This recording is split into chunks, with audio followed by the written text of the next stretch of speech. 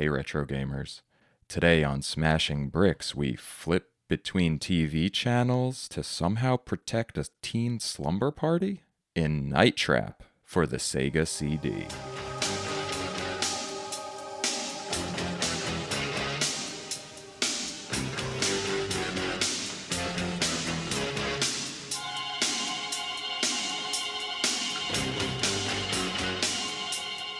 Hey, welcome back to Smashing Bricks, a retro gaming podcast. This is episode 21. My name is Eddie Inzauto, and for today's special Halloween episode, I'm joined once again by returning guest, head of community at Robot Cache, the Red Cyclone himself, Mr. Kyle Stallock. Hello. What's up, man? I don't feel trapped by Night Trap anymore. Oh no. Oh my goodness, little foreshadowing No, there. actually, I have a love-hate relationship with it, and I can't wait to talk about it. Awesome. Well, here we are, ready to go. But first, it's our Halloween special episode, which basically just means you and I are going to talk about some of our favorite horror games before we get into the Night Trap discussion. So excited. Yeah, are you a big fan of horror games? It's probably one of my all-time favorite genres. I play everything that comes out for it that I can get my hands on. Yeah. It is one of my favorite genres, and I realize that I don't play enough of it. And we're going to find that out, I think, right now, because we're going to go through our top fives of our favorite horror games of all time before jumping into Night Trap. So I think we should just get started. Maybe, Kyle, you can start. We'll alternate. You'll do your number 5, and then I'll do mine. So this list, I don't like putting them in an order, but let's just say one of the top 5 is going to be Condemned. I think it's called Condemned Criminal Origins. Yeah. And the reason why I picked it, there still isn't a game on the market like that. It really felt like a AAA first-person melee horror, and one of the most interesting pieces about it was like sometimes you didn't know if people were mannequins or not, and they would get right up in your face, and you would knock someone's teeth out with like rebar, and they'd be missing those teeth as they'd run at you, and it was just horrific. I remember back in the day, and I really wish SEGA, I think, would reboot this. Was it SEGA? I do not recall specifically. That's not on my list. I did remember that game when I was coming up with this, and I remember liking it a lot, but for some reason I couldn't really put together what the experience was in my memory. I kind of forgot, so I couldn't add it, but I do remember liking it a lot. I remember it reminding me of, like, for some reason, I remember playing it, and I remember when I was playing it, it reminded me of an old game, Kingpin, a first-person shooter game on PC. That's right. In that they were, like, really violent, like physical violence was a key part of the visual representation, like you're saying, with the people's faces getting all messed up and everything. But yeah, it had like a lot of jump scares to it, right? Mm-hmm. A lot of jump scares. The plot was neither here nor there. You can tell they tried something. Don't play Condemned 2 at the end. If you do play Condemned 2, just go 3/4 of the way in and be like, all right, that's good enough. Condemned 1 just had this unique flavor that we hadn't seen before, and it was just they sculpted all these really interesting horror scenes. I don't know how well it holds up, but if you can see it through the lens of back then and play it, I think it's probably still, interesting, if anything. What's on your list? All right, so that's Condemned. My number 5, I decided I would put Eternal Darkness on there. That's a GameCube game. I don't know if that's been ported, but it was originally on GameCube, and it was developed by Silicon Knights. And it did have some jump scares also, but this one was very different in that it utilized a lot of the same techniques as Psycho Mantis, the character from Metal Gear Solid, did, where it played a lot of tricks on the player while you were playing and tried to instill this slow creep of uncertainty in your own sanity while you were playing. And that really fit its overall theme, which was very Lovecraftian, in that there was this cosmic, I would say it's a cosmic horror game with a lot of that psychological torment of the player as you try to play through. That game, I really liked it. As far as like as a game itself, it was a third-person kind of action game, and it had kind of like wonky controls, but it all came together really nicely as a fantastic experience. I mean, that at the time that was like a 10 out of 10, easy. I believe I gave it a 9.4 wherever I reviewed it. Speaking of 4, what's your number 4? Okay, I'm gonna save my number 1. I'm not gonna put these in any order. I think the number 4 at this juncture is I'm gonna say Alien Isolation, Nice. which I think is just a perfect game in every respect, because I love the notion that you can play the whole game without even seeing the alien. If you do that well. Yes, I love didn't, that. but I did play it, and I just love the fact that I really felt like I was living in the Alien universe, which is, a rarity when you're playing a licensed game. And it's just a general terror. It's not a horror game in terms of like Condemned, where it's, you're hurting unfortunate homeless people that have been taken advantage of by, well, spoilers. This is just you running away from an alien, and there's not a whole lot of fighting back at it. And that's kind of the terror part of it. You can't do much.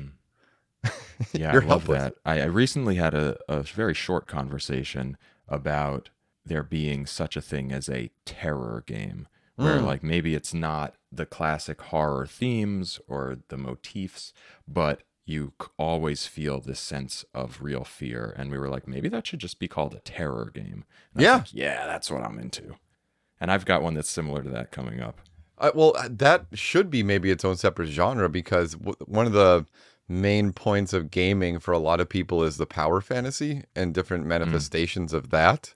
So Yeah. a game that takes it away is inherently going to like sideswipe you or T-bone you a little bit, your emotions, and you're not going to know what to do. So what's on your number 4? So my number 4 is kind of the opposite. It's not a scary game. I'm basically, well, it depends really. Like you could be scared the entire time you're playing, scared that you're going to get killed because it's very difficult.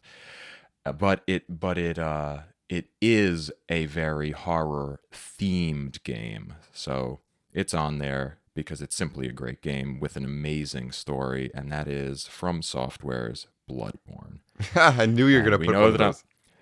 I'm a big Dark Souls, Demon Souls fan, and Bloodborne actually for me is below all those, but in its theming, its setting is really, really well presented. And that sort of environment of whether it's Lovecraftian or earlier in the game, more like traditional werewolf style, Victorian, whatever kind of horror, it really does a great job at that. And I guess you're terrified when you fight the bosses because you know they're going to kill you 20 times. But yeah, Bloodborne is just a really good game with an incredible story mostly to discover as you play. And it just gets better and better as you play. I actually I played a little bit of Bloodborne. The gameplay in the From Software games usually doesn't really get me. It's not fast enough. Like I beat Lies of P recently, and I'm jumping into Lords of the Fallen, and it's just something about the From Software ones that just feel a little too slow for me. But I did read up on the story of Bloodborne, and that is awesome. Well, Bloodborne is faster than any of the Dark Souls games for sure. It is. It's still not fast enough for my Still not taste. fast enough to you. Oh my goodness. Oh my goodness. Do you like Bayonetta? I love Bayonetta and Devil May Cry. See, I hate Bayonetta. There you go. I'm not a stylish action guy. So what's your next one not in order? Just want to make sure everybody knows. Thank you so much for that. Not in order, Dead Space is probably, I think, so I played the original when it came out. I played the remaster. It was a remaster, right? And then the new version, because we've had a couple different versions of Dead Space. And the new one was, one of my friends actually helped work on the sound design for it. She came up with this amazing. new system so that the sound would be more reflective of the objects and the weight of those objects and what the materials are made of. And so I was like, okay, I have to play this for sure. And it just feels like an upgraded experience in so many ways. And they added like the gravity stuff to the first one because that wasn't in there. It was in the second one. So it's like a upgraded. But I was reminded of how taut of an experience that is, like from front to back. It's pretty easy now. I just used the plasma cutter the whole way through, didn't even use another one. But man, it's just, there's new things popping up the whole time. It's more like a haunted house of horrors that you have to shoot your way through. And it's just, can I say balls to the wall here? Because it was. It was great. Not really horrific, even if you play, on hard or anything like that, but just it was power fantasy, jump scares, and it's awesome. Yeah, still great. Yeah, I agree on that one. I had a lot of fun playing Dead Space the first time. It was, it was a pivotal moment. I feel like it made a big splash at the time, and for good reason. But didn't sell any back then, which is terrible. But critically, it made a big splash. It did, yeah. It felt like a logical next step for Resident Evil 4. Yeah, good point. That gameplay, Great point. Whereas Resident Evil 5 and 6 were not. They decided to do something different at the time. Speaking of which, my number 3, I'm cheating. Okay. But nobody's allowed to complain because it's my show. It's Resident Evil 1, 4, and 7. That's good, though. I like the Resident Evil franchise, but I also feel like there are entries that are just not good. But the times that the series was reinvented or invented with the first one, they did an amazing job. That first Resident Evil, when it came out in 1996, was everything to me. That began my love for survival horror games. It just the feeling of walking around that mansion with the fixed camera angles, a lot like surveillance cameras, hint, hint, wink, wink, foreshadowing, and not being able to see your enemies, and the wonky controls, and the limited ammo, and the limited saving resources. Amazing. Then Resident Evil 4 changed everything up, brought that feeling into a new generation. It brought the action, changed the perspective, but still maintained the sense of a physical struggle against these enemies that you're not sure you're going to be able to overcome. Plus, it had a lot of stuff going on in the background to always keep the difficulty exactly perfect. And it had those cinematic cutscenes with the interactions, QTEs. Loved it. And then finally, Biohazard 7, which switched it up again, brought it to first person, and really brought it back to a more sort of lingering sense of horror surrounding your entire situation, and just a really creepy vibe in the world. I loved all three of those especially. Those are my top 3 Resident Evil games, and they go together in my number 3 slot. No one's here to stop you. Good. I appreciate that.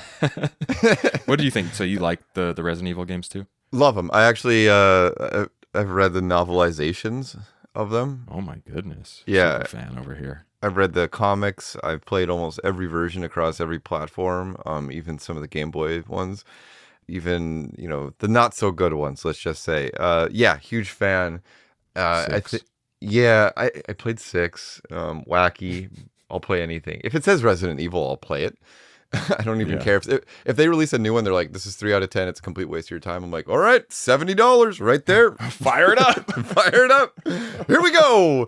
I'm gonna hate every minute, but I'll play it because I'm a devoted fan. I think one of my favorite things that they ever did was, this to me is like one of the most important things about horror. It's about the decision of the player to move forward, and Resident Evil, I think, is one of the first games that did that, is because through that like surveillance footage angle that you're talking about, sometimes you would switch cameras or like go into another area, and you'd be in the background kind of, and in the foreground would be like the waist down of a zombie, and you'd be like, and it'd just be standing there, and you'd know if you have to walk forward, and you're gonna alert that enemy, and it'd be like, wait, what? and you just kind of stand there for a little bit and be like, oh, here we go. And I love that feeling, you know? You're just like paralyzed for a second. Oh, what do I do now? Yeah, and they do Should that I continue? so well. Should I go back and try that other door? Yes. See, that's it. That's what horror in games is all about. It's that player control. And like that's the difference between a book or I mean a book you have the decision to turn the page, of course, but you know there's one option available to you. Movies, it's very passive, you're sitting there. But what makes games unique is that you have that player decision to do that. And I remember Resident Evil being one of the few games that really told me that. It was so awesome at the time. The dog jumping out of the window, jeez. Oh god. Legendary. Crimson Zombies for the first time on the GameCube. Oh man, yeah, on the remake, so good. All right, you could have a Resident Evil themed. What's your fourth unordered favorite horror game? So Silent Hill 2 is probably my favorite horror game of all time, and I'm saving my last pick for something special. But Silent Hill 2 is a perfect game. It's one of the games that I've remembered most throughout the years that I understood it in one way in various capacities when I was younger, and when I beat it, it certainly invoked certain feelings. The older I get and the more I understand, like, the character guilt that played into the creation of the characters, because, like, the nurses, as we know in Silent Hill 2, they're manifestations of, like, his sexual desire for those nurses, right? Or so I hear. Pyramid is like the lingering guilt that he has over different things, and won't spoil it because the remake is coming out soon. But a lot of what we love about Silent Hill is actually from that, and they kind of took it. Kind of I don't want to say diluted the franchise, but Pyramid Head outside of Silent Hill 2 doesn't make as much sense, and there's a lot of things that don't make sense for Silent Hill outside of that game that they brought on that became like tropes of the brand. But in terms of storytelling, everything, it was just impeccable. I think about it still. That's how much of an impact it made on me. Definitely. And I think the Silent Hill games 1 through 4 kind of demand a replay with a more developed mind and a more critical mindset. And it just so happens that my number 2 here on my list is, I'm cheating again, but I'm saying Silent Hill 2, 3, and 4. Nice. I loved those games, particularly as horror games. Like, I think I like the Resident Evil games better overall, but the Silent Hill games are superior from the perspective of what is horror. And I think what you said about 2, what we find with the main character and what she's going through in 3, and the insane setup of 4, despite having some back end of the game issues with replaying everything you've played already. But I love that game too, even though people always trash talk it. People trash talk 4? People trash talk 4 all the time. Yeah. Oh my God, the room, like, yeah, it brought something different, but the idea of being trapped in that room and, hearing people knock on your door and you can't even respond to them, and lighting the candles up, and man, it had so many different things, especially like, I think in a post-quarantine world, I think that demands a remake or a replay at very least. Interesting. Yeah, all of those games were just so dense with metaphor from what I remember, and that's why I would like to go back and look at them with more of this sort of psychological perspective as an older man. But from what I played, they were just fantastic. And that's why basically on every list you look at, Silent Hill 2 particularly is at or near the top. It's like kind of a trope to say Silent Hill 2, but really, like, it is that good. When people list like Citizen Kane of games, I'm not going to compare the two, but it's like, you're like, oh, if someone lists Citizen Kane as their best movie, and you're just like, yeah, but it is that good. So whatever. At the top of my list is probably the first horror game that really shook me to my core a little bit. And it wasn't necessarily the graphics. It was more the idea of this character that had been built up in media, and I had to face him, and I lacked the skills in order to beat him. And it's one of the games to figure this out. Exactly. Okay. This is one of the games that I really practice to beat the game and to get over that fear. So it's like a pivotal point in my game development, so to speak, as a kid. And it's Friday the 13th on NES. I did not expect that. Wow. Yeah. Interesting. I don't know if I've even ever played that game. Because you'd be running around and it was like a side scroller, and it wasn't, maybe the gameplay wasn't that great, but you'd find out like kids were dying, and as a young kid you're like, oh my god, I gotta save the kids.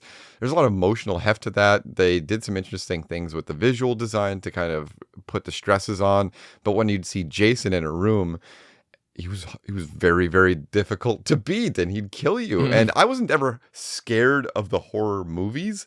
Like, if you grew up in the 80s like we did, like, that horror wasn't something to be scared of. It was just cool. Like, you'd root for the villain at times.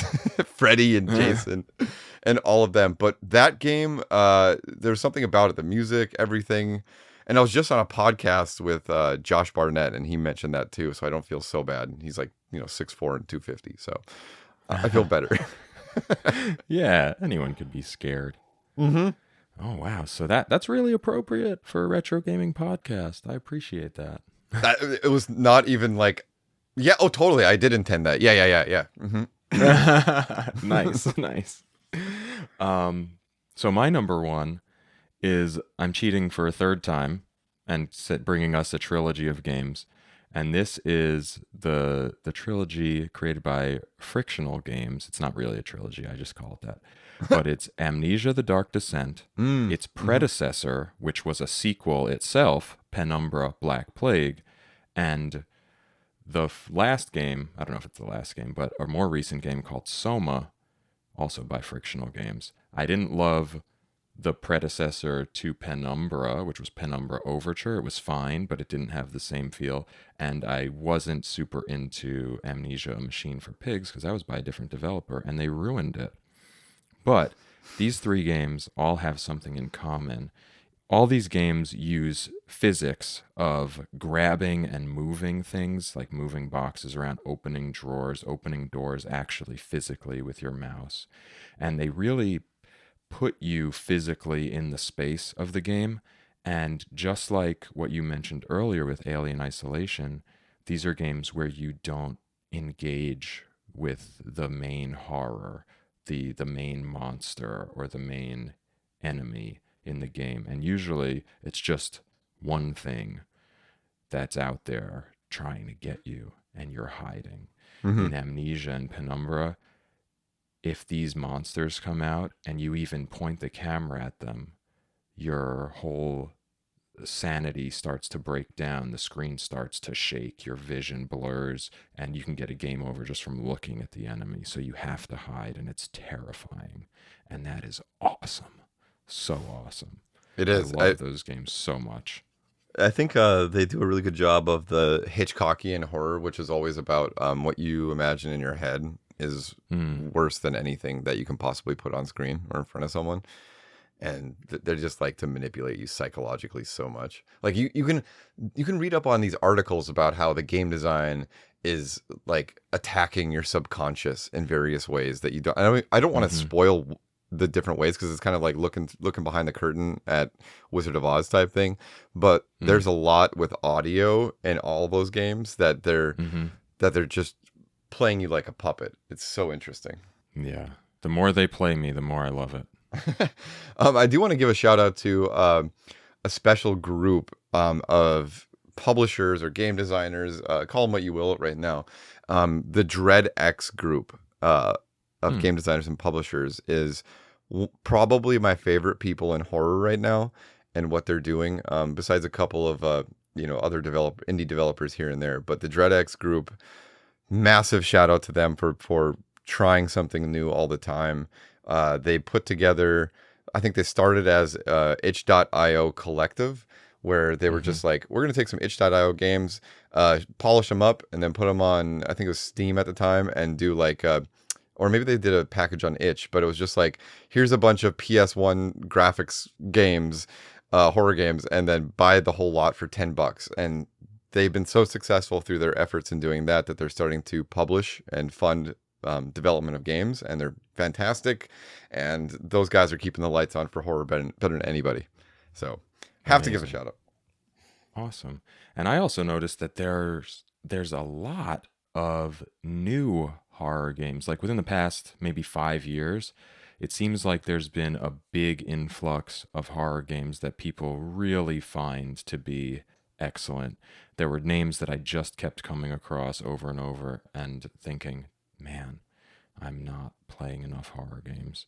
I won't list those, but you'll find them if you go look, and hopefully I'll be able to play them soon. I'm excited for the future of horror because the the kids that grew up with Five Nights at Freddy's and all these Roblox horror things, those kids are going to become game designers. And if they grew up on horror, like playing it and starting to see like behind the curtain a little bit, they are going to be master storytellers, and they're going to mess with us old Gen X and millennial people, and they're going to give us heart attacks. And that's how I want to go out. So they're going to be awesome. I have full faith in the horror for these kids. Yeah, yeah, it's going to be super good. I think it's just going to get better and better. For But sure. will it ever be as good as Night Trap Nice segue. from 1992 on the SEGA CD? Who knows? I'm so excited to talk about this. So here we go. Night Trap. What is Night Trap? Night Trap's an FMV game, which is basically an interactive movie. FMV standing for full motion video, the new term that was coming about in the early 90s when games were starting to incorporate video into the play. And you're trying to stop numerous invaders from murdering a group of teenage girls who had been invited to spend the night at a rural home and I guess winemaking facility. You watch videos that play out across 8 surveillance cameras, and you switch back and forth between them and activate traps to catch the predators. That's basically the game. That's the game. Yeah. So that's the basic foundation. But what was the history of this game? October 15th, 1992, this game was released for the SEGA CD. It followed in December 93 on the 3DO and October 94 for DOS and Mac, and then January 95 for 32X. Developer was Digital Pictures, and it was published by SEGA, Virgin Interactive on the 3DO, and Digital Pictures themselves on the other platforms. Now, it has kind of a really interesting history. There were 2 designers, Rob Fulop, who had made Missile Command and Demon Attack on the Atari, and James Riley. And it was written by Terry McDonnell, who we'll talk about a little bit later, and produced by Tom Zito, who had been working with Axlon, which was a Nolan Bushnell and Steve Wozniak company, weirdly. So this game was beginning to take shape as early as 1985. Now, we said that it was released in 1992. Well, what was happening? So it came into conceptualization as a VHS-based interactive movie for Hasbro's Control Vision platform. Oh. Which, kids, if you don't know what a VHS is, it's a cassette that goes into a VCR and plays video off of a tape. So this was going to be something that you played a VHS in and somehow controlled with a controller, maybe a remote control. I don't know exactly what the system looked like or how you interfaced with it, but it was based on VHS tapes. And originally it was a modified ColecoVision made by this company, Axlon. And technically it would have been a 3rd-gen console, which is the same generation as the Nintendo Entertainment System or the Master System. But it didn't make it right away. It took all the way till 1992. So it was inspired originally by a play called Tamara, which showed 13 rooms simultaneously, and the audience had to follow the stories that they were most interested in, kind of piece it together. And apparently, these guys, Fulop and Riley, watched it repeatedly one weekend to be able to take in the story, and then got this idea of using surveillance cameras to view different rooms in a house. So they made a prototype. It was like a 5-minute prototype called Scene of the Crime. with this surveillance camera concept, and it was about a robbery, a burglary, okay? And they demoed it to Hasbro in 1986, who liked it and said, let's go for it. And over time, it changed, it morphed. Zito, the producer, he actually wanted it to be, much like your Friday the 13th, he wanted it to be Nightmare on Elm Street, but he couldn't get the license. And this, I think, is where we started to go downhill.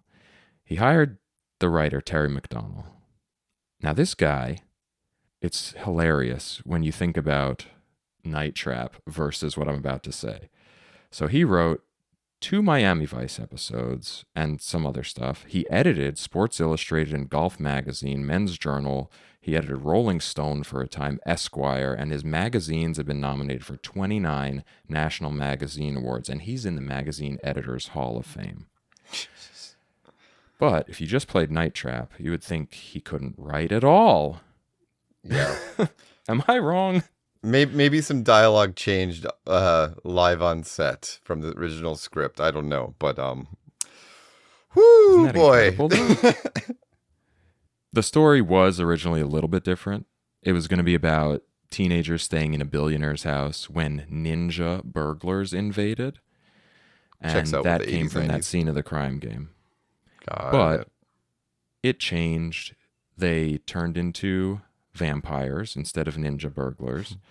And Hasbro wanted them to move a little bit more slowly, to not be so violent, to have the violence be quote unquote non-reproducible. They wanted to take all these steps to make sure that this game was not perceived in a bad way. They made non-reproducible violence. They used unusual blood-draining devices. They completely forbade these vampires to bite anyone's neck. They were really, really conscientious about this. That's a good point. Huh. Oh my goodness, but we're going to see something weird happens later. So the game was filmed in 1987, and they even had Don Burgess, who was the director of photography of freaking Forrest Gump, as the DP on set for Night Trap. Wow. They also had Dana Plato from Different Strokes, kind of rounding out her career as the star of this show. But the Control Vision was canceled in 1989 because it cost a lot to make. It was originally planned to be $199 in 1989 money. And then because of the DRAM that was necessary, it was $299 that they were going to have to charge for it. The NES, meanwhile, was $99. Plus, the budget for filming games like this was like, we're getting into film budget. And the budget for this game was $1.5 million. Another game that was going to be on this system was Sewer Shark, and that one had a budget of $3 million. So it was very expensive. Hasbro was like, forget this. Kind of sucks, right? They put all this work in, they had this concept, canned. So Zito bought the footage for both games and founded his own company. And this was largely inspired by him hearing that Sony was planning or considering having Sewer Shark on their upcoming Super Nintendo CD-ROM.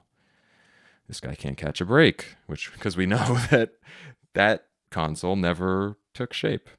There was the classic backstab of Sony by Nintendo that led to the fracturing of the video game market as we know from the late 90s. One of the greatest mistakes in gaming.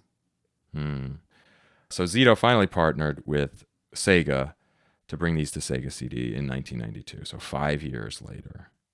So in 1993, a lot of stuff happened surrounding this game and some other violent media.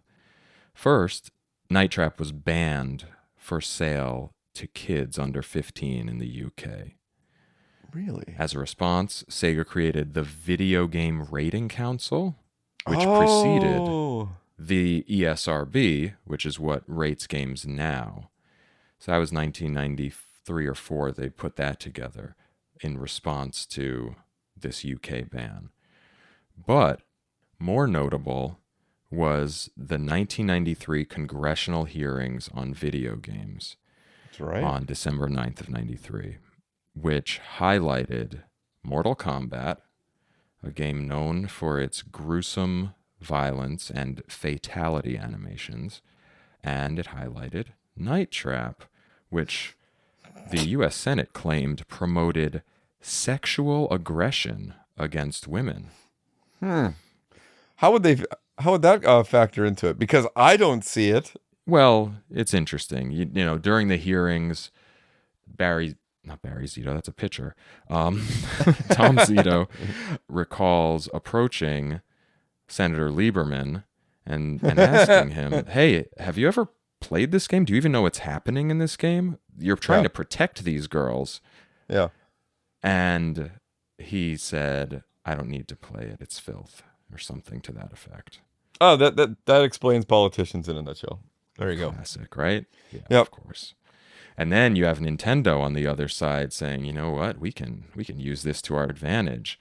So we have Howard Lincoln there saying, you know, he's testifying saying Sega is so wrong for this. Night Trap will never appear on a Nintendo system because it does not pass our guidelines for what makes, you know, wholesome video game content. Virtue signaling for sales. I love it. Yeah, absolutely. He wanted to get in the good graces of the American government, I'm sure. He wanted to protect Nintendo. Classy. Throw the rest of the industry under the bus so that you can profit from it specifically. Love it. Pretty unfortunate. But, you know, this had an effect that they did not expect. And that was that Night Trap sold 50,000 copies the week after the hearings. You tell kids, like, you know, 15, 16-year-olds that they can't have something, that Toys R Us and KB Toys are no longer stocking it because it's too violent. Yeah. Well, they're going to go out and buy it as soon as they can. And they did. Of course. Yeah. So Sega ended up pulling the game everywhere, you know, from stores everywhere in January 94. Then the ESRB was officially created in September 1994. And after the ESRB was created, that paved the way for those ports that I mentioned earlier, where it was moved to DOS and Mac and to the 32X. And later, to the Switch, the Nintendo Switch, in 2018 for the 25th anniversary, when it came to the Switch and the PS Vita and the PS5 and Windows again in this remaster with higher quality visuals, you know, the real footage. So, I mean, ultimately it was kind of a success. I think the congressional hearings actually helped it more than it hurt it. It sold about 400,000 copies by 1998. So within 6 years, it did fine. But why did it do fine? Do we think it did fine? What was your prior relationship with this game? Did you play it back then? I didn't play it back then until years later because I couldn't get a hold of a Sega CD. Super Nintendo was my game or a console, but I did get a hold of it. I read about it in every magazine, like everyone else or every other gamer back then. I read every gaming magazine I could get my hands on, cover to cover. So I knew about it. I knew the situation around it a little bit, and the controversy. So I was really excited to play it. And when I remember as a kid finally playing it, again, like I said, years after, and I couldn't understand a lot of the hubbub around it because I thought it was lame. I thought, you are protecting girls, you are doing all that, and it was just lame. And even when Night Trap came out, I mean, if you think about like what you were talking about when it was recorded in '87, and then it wasn't until 5 or 6 years later that footage came out. What a lot of people don't understand is that trends back then moved very quickly. If you think about '87 to '93, that was hair metal to grunge in that span of time. Culturally, so like a lot of the things that you saw or the fashions, they seem very dated by that time. So like by the time I played it, mid to later '90s, it was really dated at the time. So it just seemed like a kitschy, Yeah, almost like a. I don't know if you're familiar with this movie company called Canon Films, but they made all this like direct to video schlock, and it was just bad. So I just thought it was weird at Hmm. the time. How about you? Okay. I don't remember playing it to any great extent back then. My one friend had the game. My friend Mike, he had a Sega CD, and he loved it. I think just because the visuals, it's a real movie on a video game system. Like it seemed super cool to a lot of people actually. Just the idea of full motion video itself was really exciting for video game players of the time. Yeah. I may have like sampled it, but I don't think I ever fully got into the gameplay of it because when I revisited it for this podcast, I didn't actually know how I was supposed to interface with the game, so I had to read the manual just before starting. And I Yeah. said, "Oh, that's what this game is. I must not have really played it." But I knew about it. I have this big piece of construction paper that was lodged in my things from like middle school or younger, I guess, where me and a bunch of the boys in class, we wrote down all our favorite games on all our different consoles that had been, on all the different consoles that were out up to that point. And a lot of people wrote down Night Trap for Sega CD. But I think that's just No. because it was, it was in the news. Like they never played it. They were like, "Yo, Night Trap, that's the one. It's got the girls and it's scary and the senators hate it. That's the one. It's so cool." Oh. But I never really played through it until now. And what'd you think? Well, what I think. So the retro replay experience for me was underwhelming. So we said that you're watching all these surveillance cameras, but you're flipping back and forth between channels, right? You're flipping back between the different surveillance cameras that are around the house, and what you're trying to do is be on the right channel at the right time to see when let's just say at the beginning they start as burglars or Mm-hmm. assailants, if you will be in that camera, and if you have to wait until the right time to press the trap button, which might knock them into like a secret compartment. The wall might flip and they get, we don't know what happens to them. All we know is that the house basically eats them and then they're gone. But there's no Mm-hmm. like supernatural stuff on our side. It's just like they get flipped into something and they're gone forever. But what's funny is if you want to hear the story or, know why all these people are convening, like these innocents convening at this location, you can't actually follow the story and play the gameplay at the same time. The story and the dance and song number actually serve Mm-hmm. as distractions from the gameplay. So there's that element that's clever about it, but it's also like it really necessitates multiple playthroughs to follow both the story and why you're doing it, and then also prevent things from happening. So yeah, but the Yeah. thing is, the gameplay side, if you press the wrong button or the trap button at the wrong time, those guys are going to go through and they're going to do whatever. And then there's the one element that pissed me off the most, and I read that it's the only random element in the game. You have like a trap color, and it's like several colors, I think, Yeah. and the traps will only activate if you're on the right color. So at some point you have to change to red or orange or purple. And then if you're in a scene with the assailants coming in and you're on blue, but it's set to purple, or they want you to set it to purple, the trap won't activate. And it's aggravating because that when you learn about the color, it's only on a certain camera at a certain point, and it's so annoying. Oh my God.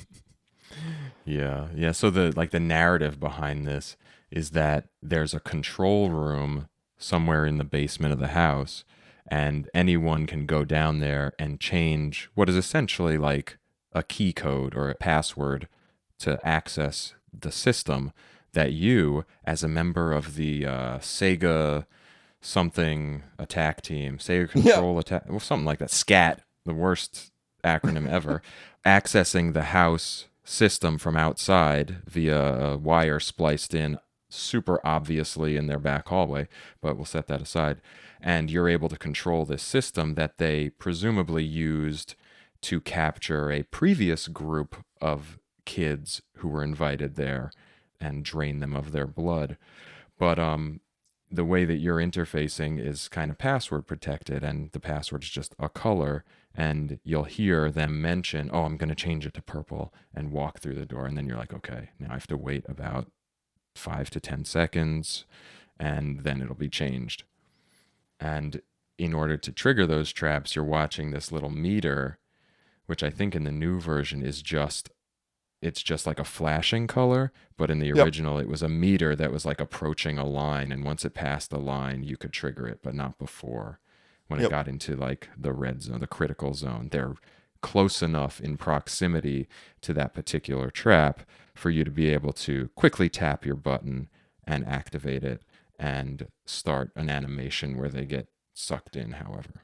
And man, you get familiar with where the trap locations are. So you're like, okay, once he steps right there, I know it's going to turn red, so I got to be ready. Because those windows are pretty small, right? Tiny. Yeah, yeah, it's like frames worth. Yep. Especially later on, too, in the game. They become tighter and tighter. Like, I started missing some, and I couldn't figure out why. And you spend 20, 30 minutes getting to that point, and you've gotten every single guy up to that point, and then you miss one or two, and you're like, there goes that ending. Who's gotten every single guy? I didn't get every single guy at all. You must be crazy. I heard that's the way. See, that's the perfectionist in me. If I play a tower defense game, if I get one enemy through and I don't get that perfect bonus at the end, I restart the map. So, oh no, this game pissed me off for that. I played it all the way through. Cindy got bit by the dude. I was pissed. I didn't get the ending I wanted. And I have to recommend to people, if you play it, play the 25th anniversary. Well, you should play the Sega Genesis Mini version if you get your hands on it, because it's like the OG. But the Switch one and the remaster for PC as well, which doesn't work on Steam Deck, I found out. It crashes repeatedly on Steam Deck. So the Switch one is great, though, because you can play it for all the different remasters. But the updated cameras, we have to talk about the cameras. I'll let you do that. But the cameras are so important in the updated one. Yeah, so I only just learned this moments before we started recording. Okay. So the interface of the game, it's a lot like a classic point-and-click adventure game where it has the screen with the action sort of on the top and then kind of like a control panel below. But in this case, the control panel is 8 icons that represent the different rooms. And they are pixel-drawn icons. They're just buttons. You don't see what's happening in those cameras. You only see what's happening in the channel you're on. On the new one, what is it? The new one, it's actual video. You're seeing like the live feed, so it actually feels like you're watching live footage or live feeds in multiple surveillance cameras. The other ones being static images. To me, I feel like the new version is the version of Night Trap that's supposed to exist. So I don't feel like it's cheating or anything, because like looking at static versions of like a screen of a room in the bottom corner, and then you click it and it's like it's filled with people dancing and talking. It just doesn't make any sense. So it also creates this panic of like you have to go through all the feeds in the old version, and you're like, is something happening here? Is something happening here? And then it ends up being more like a take notes and memorize type of situation versus I'm going to look a lot. And when I was playing it, it reminded me a lot of like playing a MOBA, of how I stare at the map for like 3/4 of the game and to see where people are going. And that felt very natural switching over to that. And it completely changes the experience. And I actually enjoyed that version a lot more than the other one. It felt less frustrating. Yeah, it seems like that is probably the vision for what the game was supposed to be conceptually, but they couldn't implement it with the hardware at the time. I just imagine that's probably what happened there. Yeah. And the experience of playing the game, I played the original version for this. Okay. And my experience was, the first time I played, I tried to go to the channels where things were happening, where I was watching the story, because even in the instruction manual, it says, if you're in a room where nothing's happening, get out of there. Go where things are happening. So I'm sitting there on screen and I'm watching the story play out. and I'm saying to myself, I can't interact with this at all. And then I realize, oh, where things are happening just means not where the story's playing out, but where these augurs, is what they're called, are wandering around. So then the game became flipping from channel to channel. The second the screen came up, if there was nothing there, flipping to the next one. The second that screen came up, flip to the next one, et cetera, et cetera, et cetera. Just constantly between the 8 channels, just like flipping back and forth with your TV remote over and over to every channel till you saw an auger and try to press that button in time, and not seeing any of the story in order to be successful, as you said before, which just seems so silly. I mean, I get the idea of like playing a game multiple times to piece together the story. I've played plenty of games like that, but it just, the way that this was done was like you're literally either winning the game or enjoying the part of the game that was produced as a story for you to watch. And you cannot do both. And even if you try to watch the story part, you can't just do that either, because the game will end prematurely if you're not also stopping the guys. So you literally can't watch the whole story without going online. I don't know. Like, I don't think it's possible to see the story and even make it to the end of the game. I don't think so either. Yeah, my first time and second time and third time I played, I would be in the middle of something and it would cut to the guy, my co-operative who was there outside the house, talking to the screen saying, "Nope, that's it. What are you doing? You're terrible at this. Yep. You're out of here. Breaking contact." And he pulls the cord and you go to black, which I think is pretty cool. I mean, that's like a cool interactive moment. It happened to me a lot. I played way too much of this game. I played it a lot with my wife, and she was completely enamored with it. She had never heard about it. She really provided a lot of perspective. Like, how does this even exist? This is insane. And she was Product cackling. Of the time.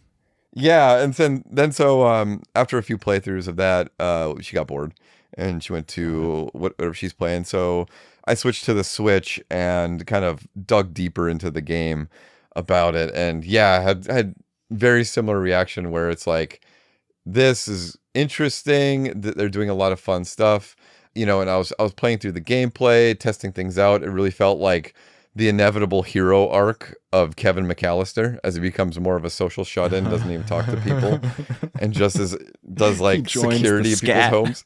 Yeah, Kevin McAllister's scat program. Oh my God. But no, it was now that I'm on this side of the industry a little bit more, I thought more about like, okay, how did this product come to be? So it was a failed product in the 80s, right? Like the late 80s. They were sitting around with Sega CD and they're like, okay, we need some content for this thing. What can we do? And was there someone that was like around the business table and they were like, business table, look at me. I know a thing that we can bring for cheap. I know this guy that recorded something for this thing in late 80s. Let's just unearth that footage, slap a game design around it, and there we go. We got Night Trap for the Sega CD. We got one of the titles that we need. I think they thought that this was the future, like video on video games. You don't think so? I think they did think it was the future, but I think they had a product like a Sega CD that didn't have much content for it. Yeah, I mean, that's true, yeah. Yeah, so I think what they did were like, how can we package something up so it feels like a full product? And they were like looking at this night, because that footage is old. It was old when it came out. But Tom Zito believed in that so hard, so much that he bought it off of Hasbro or whoever owned the rights to it. But I wonder how much he was paid like for championing this stuff. He's like, this is it. This is the future. I'm going to give it to someone and it's going to be great. I wonder what the P&L was supposed to be for it. Like, it cost, you mentioned like 1.5 million, I think, to make. So they were sitting around like, okay, it cost 1.5 million, and was Sega like, we're not gonna pay that much. He's like, well, I can get it for 50K, or I can get all that footage for 100K, because it's just sitting there, no one's doing anything with it. And were they like, okay, what's the production cost and game development on this going to be? So were they like, all in, it's going to cost us $250,000 to publish, to put together the game product, and then to market, we're going to throw 250,000. So, all in $500,000. We need to sell X amount of copies to make money back on this. Like, I want to know what that discussion was like for this, because it should not exist. And who thought of this game as a player? Sitting there watching this. Okay, the traps I understand, and I'm sorry, I'm getting like hyped up because this is where this is my love-hate relationship. But then someone was like, we're gonna stick in a dance number with Dana Plato. Yeah. It felt like Teen Witch a little bit, like that era. I don't know if you've seen that movie. Yeah, like, it was so B movie-ish. It was like everything 80s B movie that they could put in there was there. And the augurs, like, you have this mix of like, oh, I'm going to talk to the player, and it's people in bad, cheap costumes from Spirit Halloween type stuff, and then mixed with abducting these people. It very much feels like something for children, but yet the aesthetics are a bit more adult, and the way that the augurs move around, oh my god, it's embarrassing. Yeah, that was deliberate. As I said, that was deliberate to make them like, I guess, like less threatening or something. Yeah, it was an interesting combination of influences on the final product. But when you talk about the money, like if it sold 400,000 copies at what, like $60 a pop, that's $24 million that it made, minus manufacturing costs, production costs, whatever. Yeah. So was it profitable? I feel like it was profitable. There's no like conclusive, definitive answer to that question, but that suggests to me that it did make money. Who can you DM on Twitter to ask if it was profitable? Let's call Tom Zito. I'll have him on next episode. There you go. Do it. Okay, before we wrap up, the story itself, the writing itself, how good or bad was it on a scale of 0 to 5 out of 10? How bad was it? No, really. It was a 1. I was going to say 0, but it was a 1. There was an effort made. Everybody's certainly trying their best to sell. They're trying their best to the maximum amount of their personal ability to sell those lines. It's the story is basically non-existent. I tried from many different angles. I tried to learn everything I could about why people were there. The Dana Plano is like a plant from you, and they're talking to the screen, and so like breaking the fourth wall a little bit as that, I thought was actually a kind of a pretty good angle. I think there's something with Night Trap here that you could take and make into a game now and do it really well. You could still do it with FMVs in a way if they would have leaned in on the schlock a little bit. Like the Frighteners a little bit. Like the Frighteners is schlocky, but Peter Jackson knew how to lean into it. Army of Darkness, Evil Dead knows how to lean into the schlock. Reanimator, that type of thing. Yeah. It requires a certain POV and execution style to do schlock and satire. So if they would have done that, I think it would have been fun. But they played it too serious. So yeah, it just misses the mark for me. It just feels like a canon film, like those old vanity projects, Neil Breen or anything like that. It just feels like a guy has too much money and then he'll cast himself in the lead of a movie that he also directs and writes or something. And it just, clearly that person has lost touch with reality. It seems like someone lost touch with reality. Actually, that's funny you mentioned that. I was going to say, playing it now, I felt like it didn't go hard enough, I guess, like you said. They were like just at the edge of leaning into so bad it's good. Like, is it Troll 2? Is it The Room? Not quite. Not quite. But it's like on its way to that. Yeah, it is. You're right. Tommy Wiseau, The Room. It was like somewhere between Troll 2 or it's a combination of Troll 2 and Nightmare on Elm Street 2, which is the worst one in the series, probably. It's just like things but not quite as work. Good as Nightmare on Elm Street 2. But yeah, it's. I think the vampire thing could have been dropped entirely, and they could have just done the burglars and stuck with that, and that notion of what it was. I think Yeah, even I mean, at the beginning of it, my wife said it looked like a porno. Well, So that's with the probably what got it in trouble. yeah, yeah. I mean, it does feel like that, and you are protecting the girls, but yeah, I don't know. But You feel like a ultimately, pervert. the content is pretty tame. Like when you look Oh, at it now, it's just so obviously not gory. It's not edgy. It's like nothing. It is tame to yep. me, right? Oh, it's extremely tame. The only thing that's kind of crazy with it, I guess, is like at the end, if Cindy gets grabbed, he does. Well, I had the guy bite her, or not bite her, but like pull her away, and then it's like, oh my God, he's being aggressive with her, but none of the Oh, he grabbing pulled of her the by way. like the wrist. Yeah, yeah, Yeah. and none of the like scenes where they grab the people, they don't feel like they're putting up much of a fight. So Yeah, yeah, exactly. and it just doesn't feel like there's much.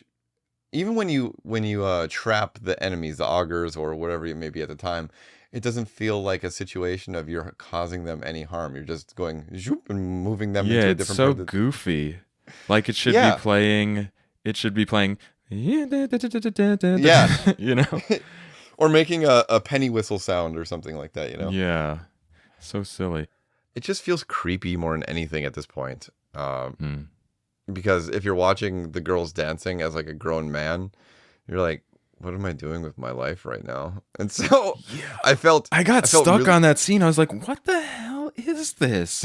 yeah. Why am I watching this? And so I got to tell you, when I was really trying for like a 100% playthrough run, which didn't happen because I got too frustrated. I had to restart it probably 100 times because I missed one. I was just getting so mad, and the loading times in the Switch are a little longer than usual. But that new mode that allows you to look at all the rooms at once, Hmm. I would be looking out for all the different augurs and locations that were coming. I was starting to memorize them, and then I would look at the other cameras and see where the dance number was happening. I'm like, it's still going on, and It was but so long. and you can tell that that's a distraction because there's half a dozen augurs that come through during that time, and there's a little red light in the bottom left corner of the screen that blips anytime you miss a situation where you could have trapped someone. And Hmm. every time I saw that, I would just about throw my Switch through the TV. I I don't was think so that was in frustrated. the original. In the original, it just said like when they entered the house. It's like the Oh, number okay. would tick up and be like, someone's here. It's like, oh, where do I go? Where are they?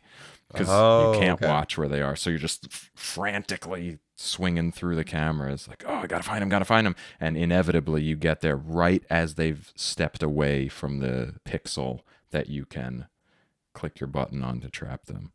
Hate it. And that's so frustrating. Um, for this one, I actually saved the reception section that used to be in history for right here before our final thoughts Oh, because I cool. didn't want to ruin it. Yeah, yeah. But as far as ratings went, it was mixed reviews, let's say. Some places, some publications rated it very well, like an 89% from Electronic Games, or an 85 from Mega, or 89 from Mean Machines Sega, or an 84 from Sega Force. We had a 5 out of 10 from this, I guess, magazine Dragon. But then you had other things like Computer and Video Games, reputable publication, right? 71%, kind of right down the middle. And then you have GamePro, 19 out of 20 for the Sega CD, but then it dropped after the shine had wore off.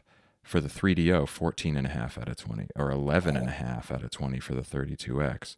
Next Generation magazine, another serious games magazine, Yep. gave the 32X version a 1 out of 5.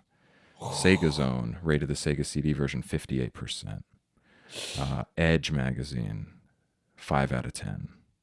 So all over the place, a lot of really bad, some really good. Later on, 1996, Computer Gaming World listed Night Trap at number 6 of the 50 worst games of all time. It was ranked the 12th worst video game of all time by EGM in 2001. And Game Informer listed it among the worst horror games of all time in 2008. And then Hmm. it was number 59 on Games Radar's 100 worst games of all time in 2014. So that's those thoughts. But what are your final thoughts, Kyle? You know the deal. We played this game, we revisited it, and we want to know, when we played it, was it worth going back to? Is it a smash? Should we go back to it? Was it worth it? Is it worth other people playing it in 2023 and beyond? Or was it more of a brick? What do you say? Smash. It's a smash for sure. It's one of those landmark titles. I think it's a landmark title that everyone needs to play, but you have to have someone around. You have to know the context, or have someone like me or you that's an absolute dork about this to give you. Like, there's so many memes I'm thinking about of like that guy talking to a girl and like she's ignoring him. Like, that's me and you talking to someone about Night Trap, but while they're playing it, Yeah. you know. But I do feel like it's if you want to know the greatest hits of gaming, in terms of like storytelling or touch points throughout history, Night Trap is in that mix, for better and for worse. And yeah, absolutely play it, but only play it for a little while. You How about can't you? convince me, Kyle. You No, just really? can't convince me. I appreciate that it exists, but I think it's hot garbage. I think you should go on YouTube and watch it, because that's the best way to enjoy it. I don't think you need to even interface with this piece of software at all. So I'm going to say no, it's a brick. Bummer. Bummer. Sorry. I mean, I appreciate the history, obviously, but I think you can read the history and watch the video, but I don't think it's not worth playing to me at all. So, To each their own. so with that, Night Trap, we're going to say it's neither a smash nor a brick. We're going to call it a question block. Ooh. Because we had a split decision here. So, I mean, it's not a smash, but we'll call it a question block. How's that? Good on you for not overriding your guest's opinion. Yeah, I figure if it's just 50-50, we got to have a majority, right? Yeah. But ultimately, it's not a smash, but also not the worst thing that we can rate it. Fair. And we also received some commentary on Night Trap from Legit Camel, a Discord member. It's probably not worth purchasing, but I totally think it's worth checking out if you get the chance. It's become somewhat of a cult classic, and it's absolutely hilarious because of the cheesy acting. You can watch the whole thing on YouTube for free, which is my recommendation, because the gameplay is pretty frustrating, and really it's just a playable movie. Thanks, Legit Camel. I agree with you. So that's it. That is Night Trap. You can go ahead and get it on the Switch or Steam now for that 25th anniversary edition if you want to listen to Kyle, or you can find it on YouTube if you want to listen to me. YouTube and Wikipedia, that'll handle everything. So thanks everybody. Thanks so much for listening and playing along with us if you did. And thank you, Kyle, once again for joining me on the show. It's my pleasure. Awesome. My pleasure. Whose pleasure? Both our pleasure. Where would you like people to go to see what you're doing, what you're working on? I host a podcast called Heart of Cash. It's available everywhere. We do, it's the official podcast of Robot Cash. Like I always say, it's the first platform where you can buy and sell digital games. So if you buy anything on our store, you can play it, and then you can sell it for up to 25% of what you paid for it. And that 25% is dictated by the publisher. And if that's something that you'd like to see more of, let us know. But every week I have interviews with industry professionals. Lately I've had some people from Take This, which is the mental health charity. We talk about game design with some people. Every week it's something different, and it's largely dictated by our community. So if there's anything that you'd want to see in the industry, anything you want to learn about, just go on our Discord and do that. So yeah, robotcash.com. Awesome. Very cool. Yeah, so everybody go find Kyle there.